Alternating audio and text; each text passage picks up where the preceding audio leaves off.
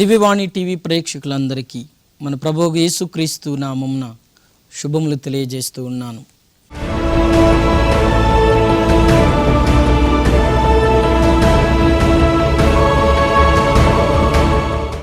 అన్వేషి సత్యం కోసం అనే ఈ కార్యక్రమం ద్వారా విశ్వాసుల హృదయాలలో తలెత్తే సందేహాలకు బైబిల్ గ్రంథ ఆధారంగా సమాధానాలను తెలియజేస్తూ మీ విశ్వాస అభివృద్ధికి తోడ్పడటానికి చిన్న ప్రయత్నం చేస్తూ ఉన్నాము.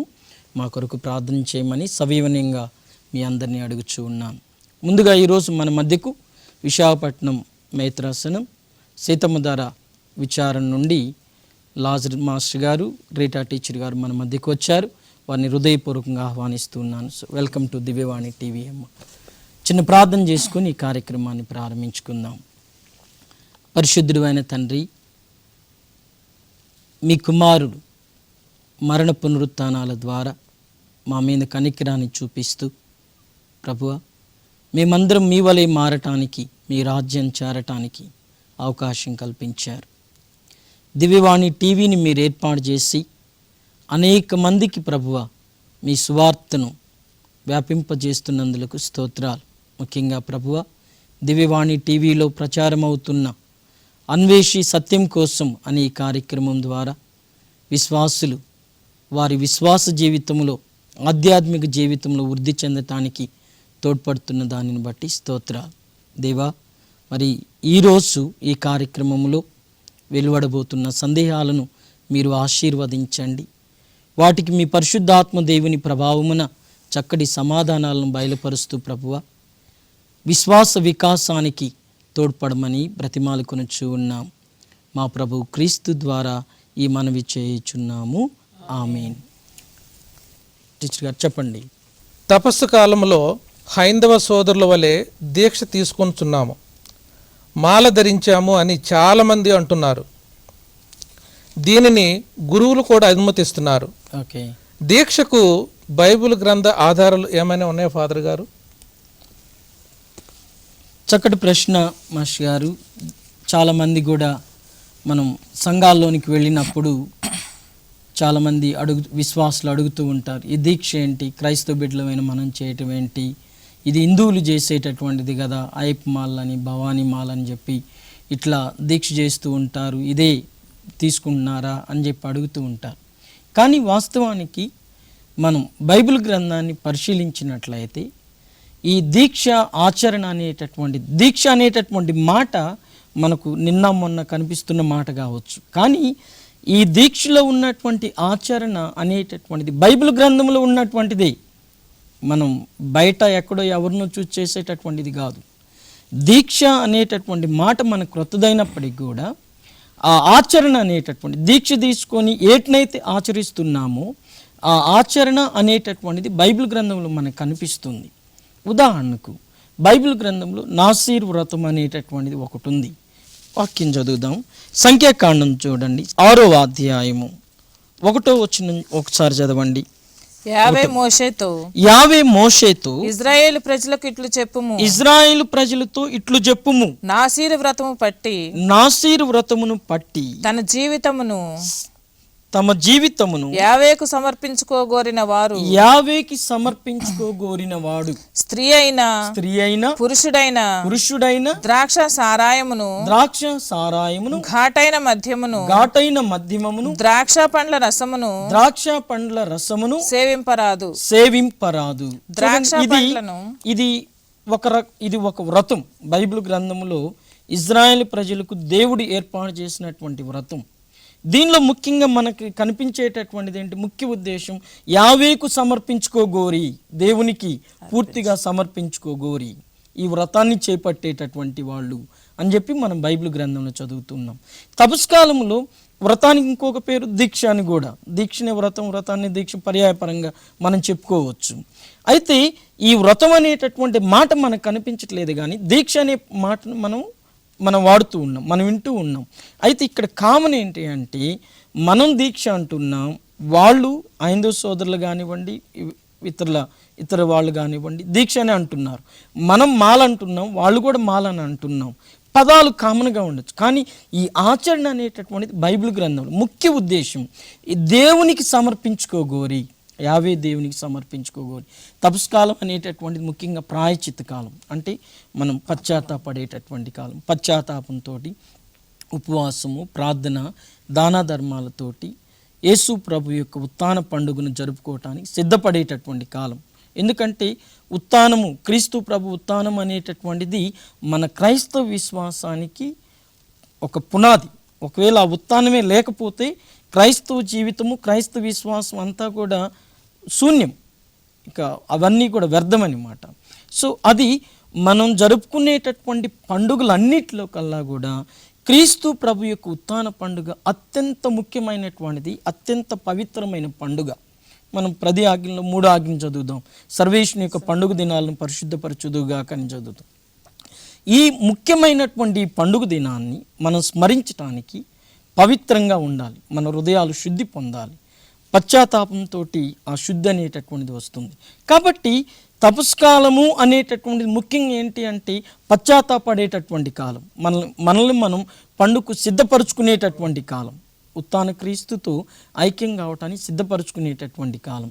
ఈ సిద్ధపరచుకోవటంలో ముఖ్యంగా తోడ్పడేది ఏంటి అంటే ఉపవాసం. మన ఉపవాసము, మనం ప్రార్థన, మనం చేసేటటువంటి దాన ధర్మాలు, బైబిల్ గ్రంథములు ఏవైతే కార్యాలు సూచించబడ్డాయో ఆ కార్యాలన్నిటినీ మనం నెరవేరుస్తాం ఈ తపస్కాల ఆచరణ ద్వారా.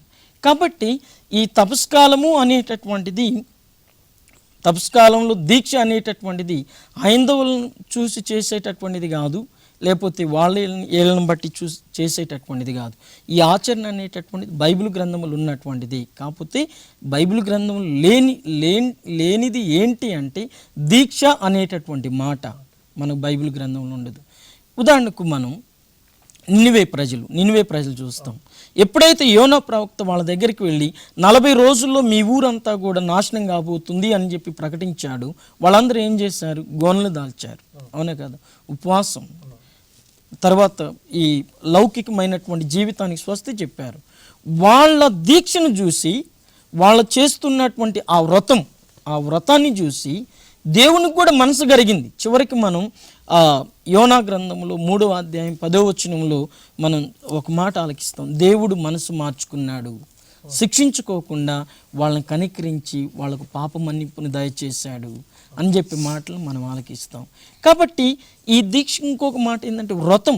దీని ద్వారా విశ్వాసులకు మేలనేది కలుగుతుంది. కాబట్టి ఈనాడు మన కథోలిక తిరుసభలో తపస్కాలం వచ్చినప్పుడు, తపస్కాలం అనేటటువంటిది పశ్చాత్తాపడే కాలం కాబట్టి గురువులు ఈ దీక్షని దీక్షను అనుమతిస్తున్నారు. ఇంకొకటి ఏంటి అంటే ఇది విశ్వాసులకు మేలు చేస్తుంది. దీక్షను చేస్తే చాలా మంచిది. కానీ మన వాళ్ళు కొన్నిసార్లు ఇది తెలిసినా తెలియకపోయినా నేను ప్రార్థనలో గడపాలి అన్నటువంటి ఉద్దేశంతో దీక్షను చేసే వాళ్ళు ఉన్నారు. ఇంకా కొంతమంది సంవత్సరం అంతా ఎక్కడెక్కడో తిరిగాం, ఏదేదో చేసాం, కనీసం ఈ 40 రోజులన్నా దేవునికి అంకితమై దేవుని యొక్క నామాన్ని స్మరిస్తూ జీవిద్దామని చెప్పి దీక్షను స్వీకరించేటటువంటి వాళ్ళు ఉన్నారు. అయితే ఈ దీక్షను చేపట్టడం ఎన్నుకున్నటువంటి ఉద్దేశం మంచిది కాబట్టి తల్లి అయినటువంటి తిరుసభ ఈ దీక్ష అనేటటువంటి దాన్ని మన ప్రాంతంలో, మన తెలుగు తిరుసభలో దీక్ష అనేటటువంటి దాన్ని అనుసరిస్తూ ఉన్నాం. ఇంకొకటి కూడా మీ దృష్టి తీసుకొని రావాలనుకుంటున్నాను. ఏంటి అంటే మనకు బైబిల్ గ్రంథమే కాకోకుండా మన తిరుసభ పెద్దలు, పాపు గారు కానివ్వండి, కార్డినల్స్, పీఠాధిపతులు, వీళ్ళందరూ కూడా కలిసి విశ్వాసుల ఆధ్యాత్మిక జీవితానికి అవసరమైనటువంటి కొన్ని లేఖలు రాస్తారు. చాలా లేఖలు ఉన్నాయి, వాళ్ళు ప్రచురించేటటువంటి లేఖలు చాలా ఉన్నాయి. ఆ లేఖల్లో ఒక లేఖ నోస్ట్రా అతే అనేటటువంటి ఒక లేఖ ఉన్నది. ఈ లేఖ ముఖ్య సారాంశం ఏంటంటే యేసు ప్రభు మరణ పునరుత్థానాల ద్వారా మనకు వచ్చినటువంటి రక్షణ కిరణాలు అనేటటువంటివి ఇతర మతస్థుల్లో కూడా దొరుకుతాయి, అంటే మంచి అనేటటువంటిది వేరే మతంలో కూడా ఉన్నది. ఇప్పుడు ఉదాహరణకు మనం తపస్కాల నియమాలు చూసామనుకోండి, ఉపవాసం అనేటటువంటి మంచిదే, అది ఉపవాసాన్ని ముస్లిం సోదరులు ఆచరిస్తూ ఉన్నారు, హిందూ సోదరులు ఆచరిస్తూ ఉన్నారు. ఈ మంచి అనేటటువంటిది మనం స్వీకరించడంలో తప్పు లేదు. ఈ లేఖ ప్రకారం మంచి అనేటటువంటిది ఎక్కడున్నా కానీ ఆ మంచిని స్వీకరించడం అనేటటువంటిది క్రైస్తవ బిడ్డలుగా మన ఘనతని పెంచుతుందే కానీ అది మన ఘనతను తగ్గించదు. సో కాబట్టి తల్లిని తిరుసభ ఆ విధంగా కూడా దీక్ష అనేటటువంటి దాన్ని అనుమతిస్తుంది అనమాట. కాబట్టి తపస్కాలంలో దీక్ష అనేటటువంటిది ఒక రకంగా ఆ దీక్ష అనే మాట బైబిల్ కాకపోయినా కానీ ఆచరణ అంతా కూడా బైబిల్ గ్రంథం నుండి వచ్చేటటువంటిది. అది ఫాదర్ అండి, మనం హైందవ సోదరుల వలె వాళ్ళలాగానే మనము కూడా కొన్ని నియమ నిబంధనలను పెట్టుకొని వాటిని పాటిస్తున్నాము. ఎందుకు అవి అని కొన్ని నియమ నిబంధనలు ఏమన్నా మీకు గుర్తున్నాయి చెప్తారా? వాళ్ళు హైందవ సోదరులు పాటించేటటువంటి నియమ నిబంధనలు, చెప్పులు లేకుండా నడవడం, ఉపవాసం. ఉదాహరణకు ఉపవాసమే తీసుకుందామండి. ఉపవాసం అనేటటువంటిది హైందువులు పాటిస్తున్నారు, కరెక్టే. ముస్లిం సోదరులు కూడా పాటిస్తున్నారు.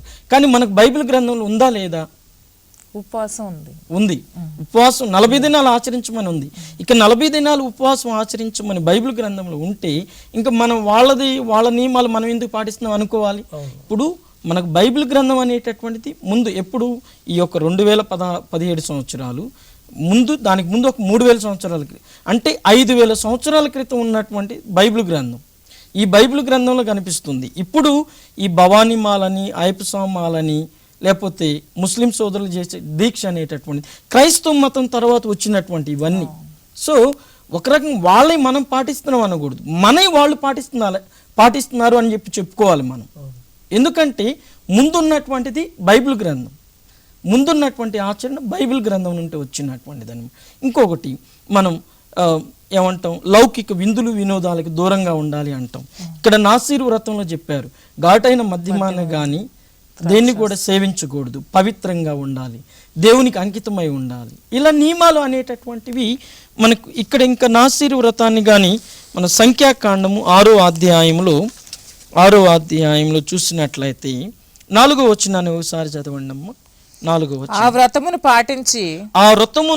పాటించిన నాళ్ళు ద్రాక్ష సంబంధమైనది ఏది కడకు ఆ పండ్ల విత్తనములను ఆ పండ్ల మీద చర్మమును కూడా ముట్టుకోరాదు. తర్వాత వ్రతము పాటించిన నాళ్ళు మంగళి కత్తి అతని తల వెంట్రుకలను తాకరాదు. మంగళ కత్తి. సో మనం గడ్డాలు దీక్షలో ఉన్నంత కాలం కూడా తలెంట్రుకలు కట్ చేయం, కొంచెం గడ్డం పెంచే వాళ్ళు ఉన్నారు, అట్లా వీటికి దూరంగా ఉండేటటువంటి వాళ్ళు ఉన్నారు. కాబట్టి ఇవన్నీ కూడా బైబిల్ గ్రంథంలో ఉన్నటువంటి ఆచారాలే. దరిదాపుగా మనం తపస్కాలంలో ఏవైతే నియమాలు పాటిస్తున్నామో అది ఆధ్యాత్మిక జీవితానికి మేలు చేస్తుంది అన్నటువంటి దృష్టితోటి, ఆ దృక్పాదంతో పెద్దలు అనుమతించినటువంటి నియమ నిబంధనలు. సో ఈ నియమ నిబంధనలకు కొన్నిటికి బైబిల్ గ్రంథం ఆధారం ఉంది, ఇంకొన్నిటికి మన సాంఘిక సంక్షేమాన్ని దృష్టిలో పెట్టుకొని ఆ నియమ నిబంధనలు రూపొందించడం అనేటటువంటి జరిగింది. ఈ నియమ నిబంధనలు పాటించడం వలన వ్యక్తికి కానీ సంఘానికి కానీ ఏమీ హాని కలిగేది అయితే ఏమి లేదు కదా. సో అట్లా నియమ నిబంధనలు అనేటటువంటి మనం తపస్కాలంలో ఆచరిస్తూ ఉంటాం.